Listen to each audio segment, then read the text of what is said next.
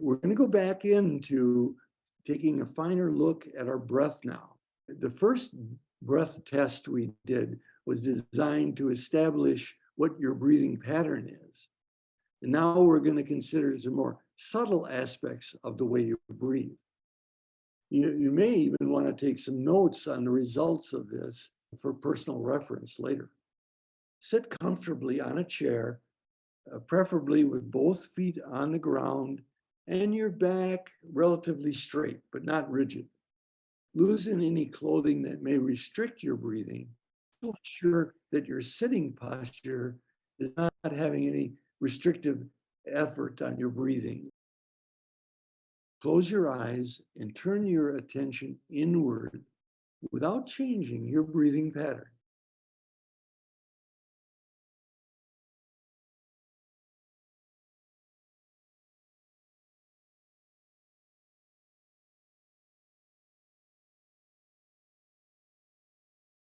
Continue to breathe as normal and pay attention to how you're breathing right now.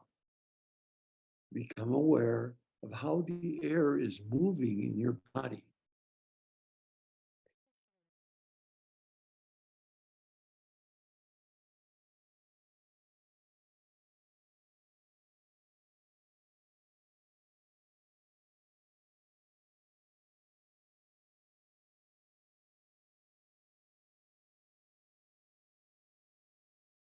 Does it move easier in some parts than others?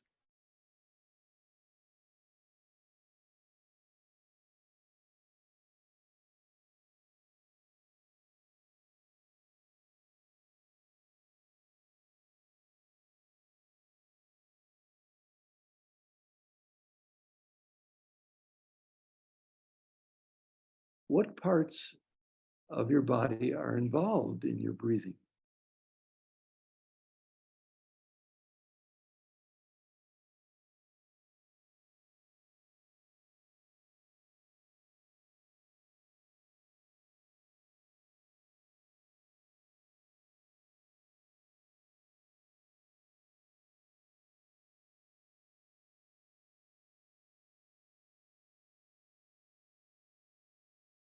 Which parts of your body are being reached by your breath?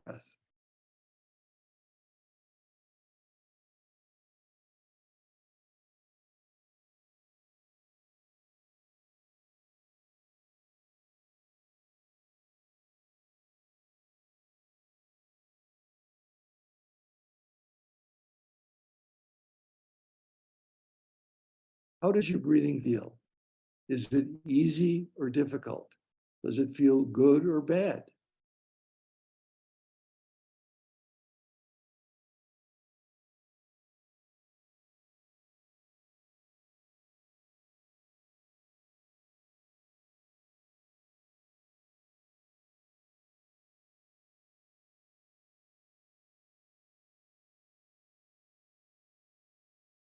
Just by doing this exercise and putting your attention on it, does it create tension in your breathing? Trying to do it right.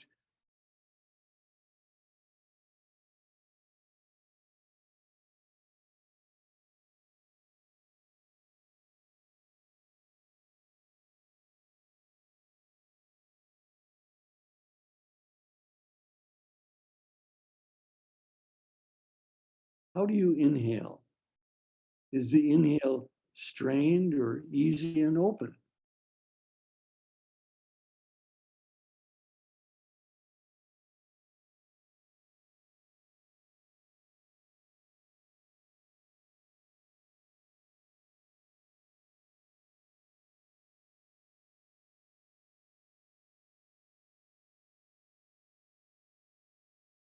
Do you have the sense that you're breathing sufficiently? Is your breathing as open as it should be?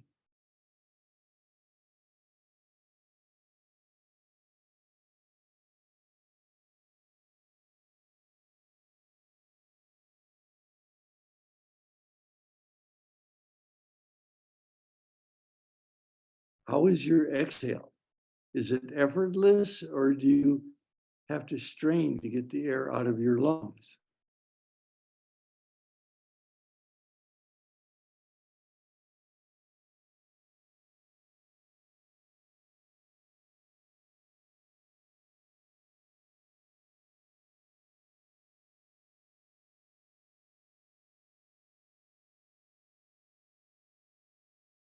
Is your abdomen relaxed when you exhale? Do you give yourself enough time to exhale before you inhale?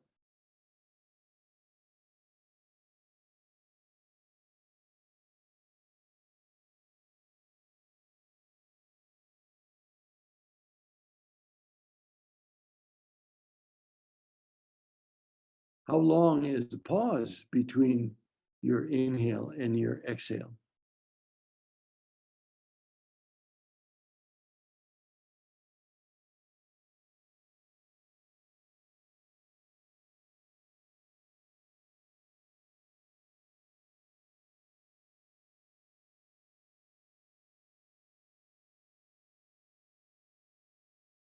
What are your thoughts and feelings about your breathing?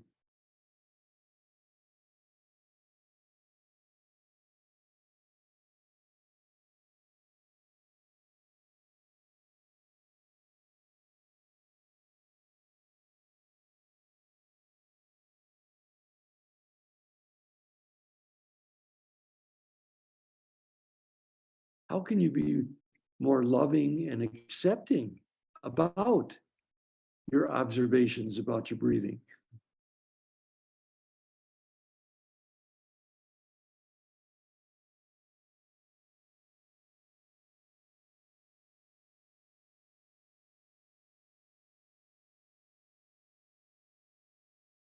Answer truthfully and avoid judgments about yourself in the process.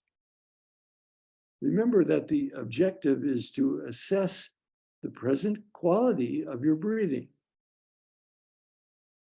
If you want to improve on the quality of your breathing, it's essential to have an accurate idea of where you're starting from. Bring yourself back easily and suggest that we all will use our observations in a loving way to support the quality of our breathing. Exhaling tells us about how much we're able to let go and to relax and trust in life. Gunel Manet, who wrote the book Exhale, titled it Exhale because she believed that that was the most important thing we need to learn in our society today. If we're noticing what an exhale requires is we have to let go of all of the tension that we have about performing, because the culture gives us impulses that we have to keep moving and we have to keep up with things, we have to accomplish. And exhale requires that we, at every breath, we're able to let go and trust that we are cared for by the universe.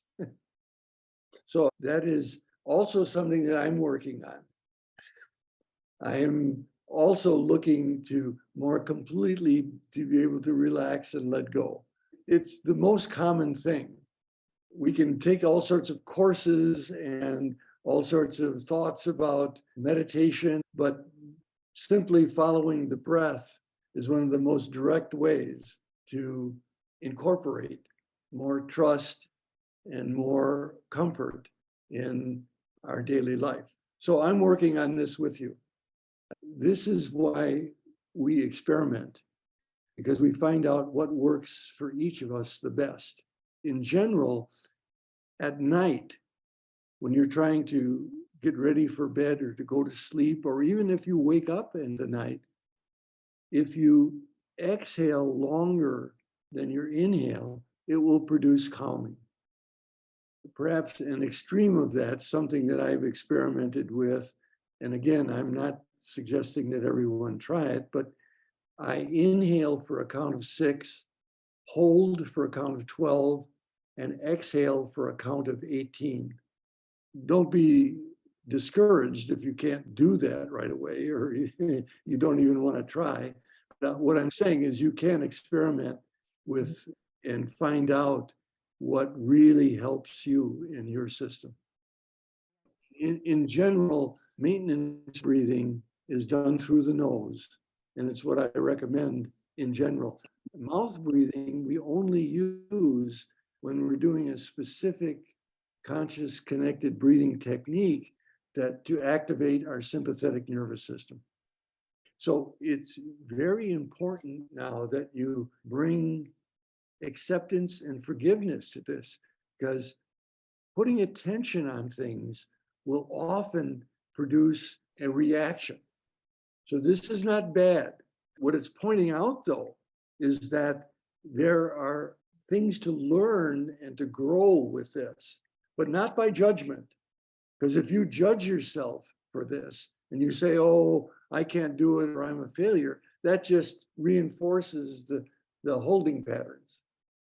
So it's important that you recognize, okay, there are things going on here, and that's why I'm in this class.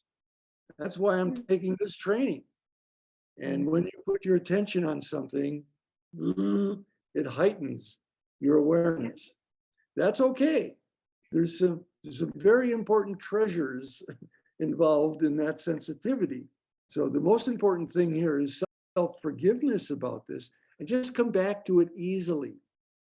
Come back to it easily, gradually. And as you put your attention, so will you bring your love, and your openness will come to those areas that have had some fear. We all have fear. This is a very important exercise. Go slowly and with loving forgiveness for your body. All these are experiments, and so there's no pass or fail. And so this is important then to come back to at another time when you're more resourceful, and also not to be judgmental about it.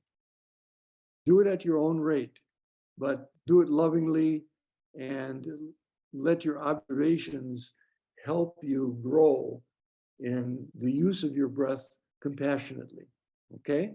On your own time, simply take a loving inventory of how you're inhaling and how you're exhaling, so that you can support yourself in letting your inhale and your exhale be in harmony and easy and invigorating for you.